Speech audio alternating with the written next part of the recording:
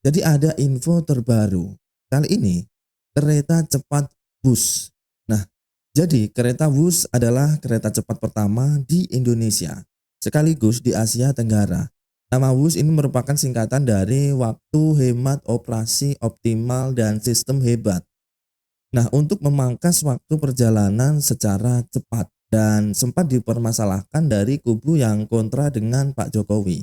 Karena mungkin ini adalah salah satu program dari Pak Jokowi kala itu, cuy. Nah, jadi gagasan awalnya sekitar tahun 2014 di awal masa jabatan pertama Pak Jokowi, dan pembangunannya ini dimulai resmi 21 Januari serta selesai dan diresmikan itu pada 2 Oktober 2023 oleh Presiden Jokowi juga di stasiun Padalarang.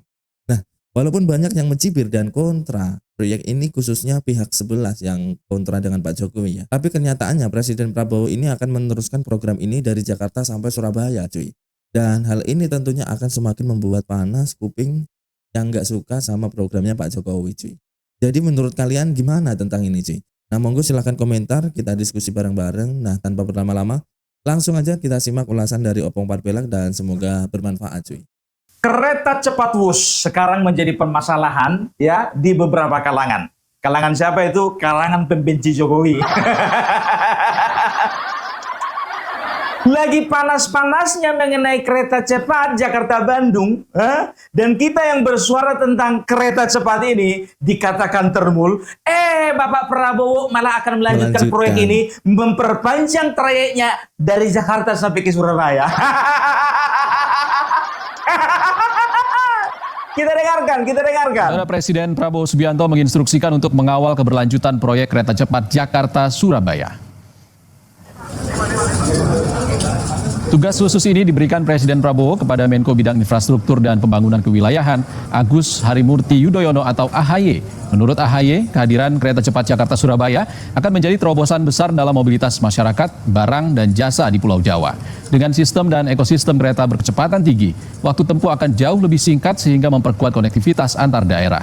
Rencana ini masih dalam tahap studi untuk memastikan seluruh aspek teknis, pembiayaan, dan lahan terencana dengan matang. Kita ingin ini benar-benar sukses, tidak ada kendala yang berarti dalam arti teknis maupun keberlanjutan penganggaran di tahun-tahun mendatang begitu. Oleh karenanya kita ingin sekali lagi pastikan terlebih dahulu segala sesuatunya visible. Lalu selain itu juga ada tantangan bahwa untuk membangun jalur kereta cepat, kalau Jakarta-Bandung saja menantang, challenging, termasuk lahan dan lain sebagainya, bisa dibayangkan kalau ditarik sampai dengan Surabaya, melewati banyak provinsi termasuk kabupaten kota. Jadi pasti membutuhkan waktu bagi kami, bukan hanya lintas KL, tapi juga antara pemerintah pusat dengan daerah. Jadi udah bisa dipastikan ya, the real terungul adalah Bapak Prabowo sendiri. Dia nggak komentar, malah melanjutkan. Kami yang bersuara dikatakan terungul. Sementara Bapak Prabowo bukan cuma bersuara, menugaskan AHY untuk memperpanjang trayek dari Jakarta ke Surabaya.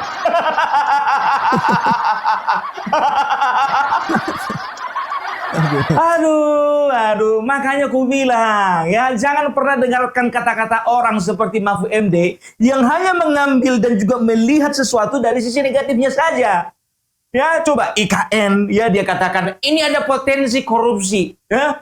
Bus ini ada potensi korupsi, coba sekarang begini, untuk semenisasi jalan di kampung-kampung biar tahu kalian, itu juga sebetulnya ada potensi korupsi. Bagaimana cara pengawasannya? Itu yang perlu dimaksimalkan. Setuju. Jadi kalau memang bicara dengan potensi korupsi, itu bukan hanya di proyek-proyek negara yang seperti ini juga, cuy. Di sekolah pun ada potensi korupsi. Di emak-emak arisan pun banyak juga potensi korupsi. Karena potensi korupsi itu terjadi ketika ada kesempatan, cuy.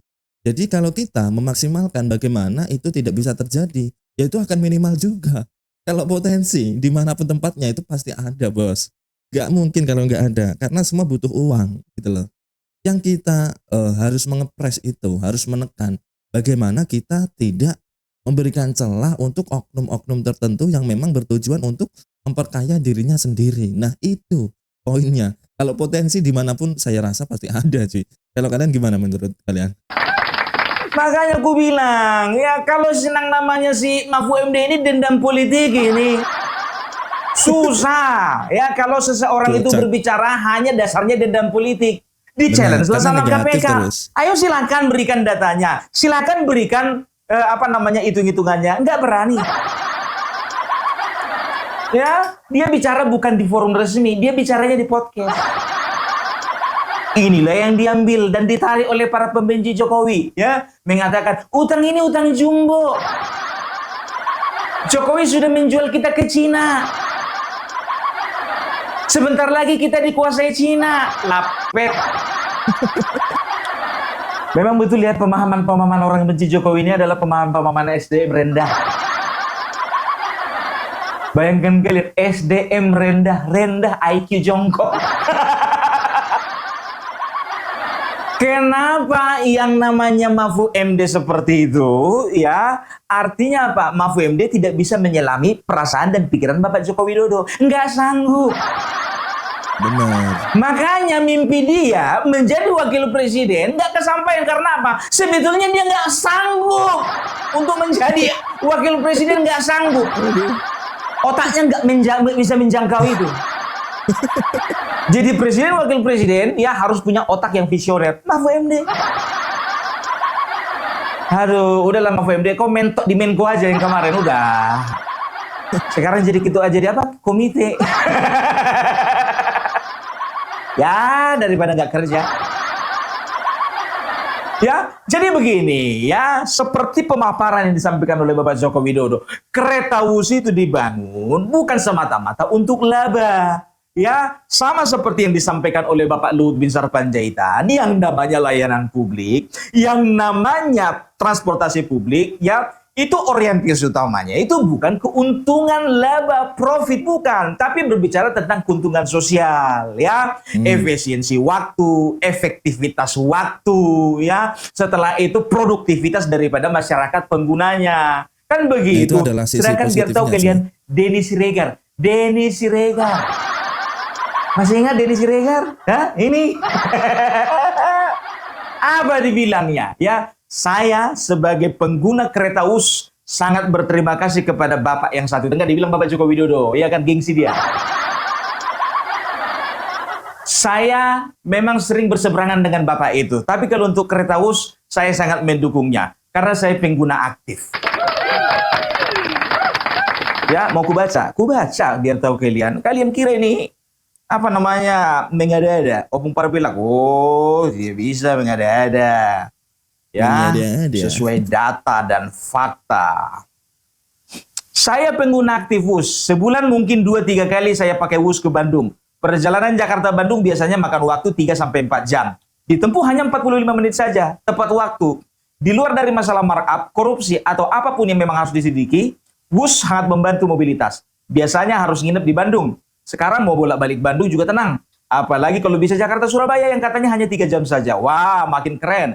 Jarak sudah bukan lagi masalah untuk di Jawa. Kalau naik pesawat, mungkin dari perjalanan ke Suta, nongkrong nungguin pesawat bisa total 5 jam. Itu belum termasuk delay-delaynya. WUS memang sejak awal didesain untuk B2B atau business to business. Karena B2B maka wajar bunganya lebih mahal. Karena faktor risiko, jadi benar kata Menko. Urusan WUS harus jadi urusan pemerintah. Bukan jadi urusan pemerintah, tapi harus menjadi urusan Danantara. Di luar saya berseberangan sama Bapak itu. Saya harus angkat topi dengan adanya WUS. Nggak usah diperdebatkan dengan ketakutan akan hutang. Kalau negara ini dikelola dengan benar, hutang WUS itu kecil buat kita. Dan lagian kalau benar kita dapat transformasi ilmu dari Cina, siapa tahu PT Inka akan bisa ekspor kereta cepat ke banyak negara berkembang. Disitulah nilai investasi yang tidak tertuang. Transformasi teknologi dan keilmuan. Udah jelas kan? Ini musuhnya Bapak Jokowi loh. Orang yang selalu mengkritik Bapak Jokowi, orang yang selalu memberikan kesan negatif kepada Bapak Jokowi, bela mati-matian terhadap PDIP, menyalahkan Bapak Joko Widodo meninggalkan PDIP. Tapi kalau untuk urusan kereta WUS, katanya, saya sangat setuju dengan Bapak itu. Makanya kalau mau jadi pembenci Jokowi, pembenci yang objektif. Benar. sesuai apa yang ini dikatakan dalam enggak gara-gara konteksnya. bencinya bersama Bapak Joko Widodo, ijazahnya Semua putih kulit-kulit, dicampur. goblok. Nah sekarang begini ya, kalau berbicara tentang mobilitas ya, di Jawa ini kan kita udah tahu lah ya, padat gitu, apalagi di bandara. Ya coba bayangkan kalian ya, aku udah bolak-balik bandara. Ya kalau waktu contoh kalau misalnya aku berangkat dari Medan ke Jakarta ya, itu lebih lama nunggunya di bandara daripada perjalanan. Belum lagi delaynya. Aku pernah delay sampai 3 jam 4 jam. Bayangkan kalian delay sampai 4 jam. 4 jam. Coba bayangkan. Kita harus berangkat kita misalnya jam 10. Jam 9 kita udah harus di tempat jam 9. Kan begitu. Dari rumah jam 8. Takut macet di jalan.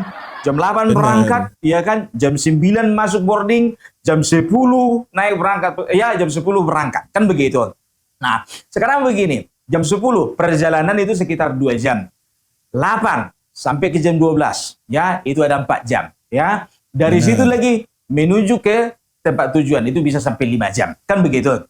Itu kalau nggak delay. Kalau delay 4 jam, itu perjalanan bisa sampai 10 jam. Nah itu dia, makanya aku bilang, ya Jakarta Bandung aja, ya naik pesawat, ya ikut delay-delaynya mau sampai 5 jam. Ya, tapi kalau kereta bus coba tepat waktu 45 menit, ya 45 menit. Maka para pembenci mulai mengatakan, iya itu kan hanya untuk segelintir orang. Ongkosnya mahal 600.000. Sekarang begini ya, kalau orang make kereta-kereta seperti itu ya, ada beberapa hal. Yang pertama dia itu bisnismen, kan begitu. Bener. Memang perlu kecepatan. Ya, katakanlah rapat misalnya jam sekian, harus berangkat dia jam sekian, sampai dalam waktu sekian. Itu dia, itulah segelintir orang. Ada urusan penting, contohnya mendadak, kan begitu ya. Katakanlah ada artis ya kan, urusan syuting ya, dari Jakarta ke Bandung syuting. Dalam waktu harus jam segini harus sampai katanya, udah pakai kereta cepat. Kan begitu. Itulah segelintir orang. Tapi orang kalau mau pergi liburan, nggak usah pakai kereta cepat. Nggak bisa menikmati perjalanan. Nah, contohnya lagi misalnya, ya pergi dia liburan ke Bandung. Liburan ke Bandung, atau katakanlah orang tuanya ke Bandung, ya kan? Di Bandung, ya. Dia harus masuk kerja. Ya, harus masuk kerja katakanlah hari Senin. Ya, masuk kerja hari Senin. Harusnya kalau dari Bandung, biar dia nggak terlambat, ya dia berangkat hari Minggu. Paling tidak Minggu malam kalau naik bus kan begitu. Nyampe pagi, bisa langsung kerja. Ini kan nggak. Contoh katakan dia masuk kerja, ya kan? Katakanlah sekitar jam 8 kan begitu. Bisa aja dia berangkat jam 7. Nggak perlu buru-buru. Benar. Itulah segelintir orang.